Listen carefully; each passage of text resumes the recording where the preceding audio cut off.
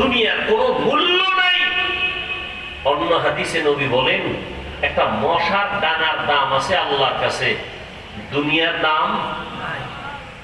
এই কথা যদি নবী বলেই থাকেন, অবশ্যই বলেছেন, তাহলে দুনিয়াতে আল্লাহ পাঠাইলেন কেন?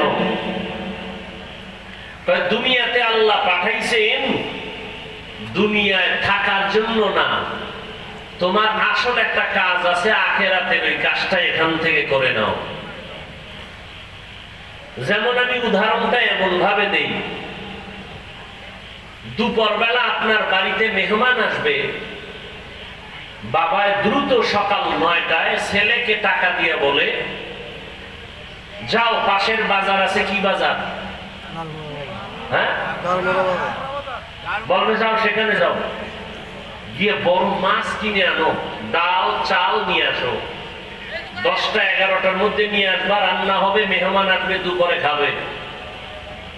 ছেলে বাজারে যায় না, মা বাবায় দেয় না, পরিবেশ ভালো না, আজকে ঠেকায় বইলা দিছে, জরুরত সাইরা চইলা আবি। টাকা যখন দিছে ছেলে পকেটে নিয়ে দৌড়, হোমনা বাজারে যাইয়া মনে করছে চাল ডাল মাছ নিয়ে দৌড়ায় চলে আসবো, কিন্তু গিয়া দেখে সেখানে লাল রঙের নীল রঙের বাতি জ্বলে আর নাচ গান চলে। ওই সুন্দর নাচ গান দেখে দাঁড়ায় দেখতেছে, কি সুন্দর বাতি জ্বলতেছে, নাচতেছে, ঢোলের আওয়াজ, হারমোনিয়ামের আওয়াজ, একতারার আওয়াজ, খুব মজাই তো লাগে।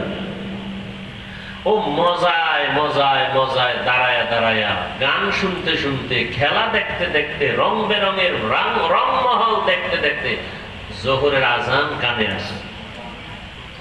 জিব্বায় কামড় দিয়ে একটা সর্বনাশ, বাড়িতে না মেহমান, বাজার নিয়ে যাব,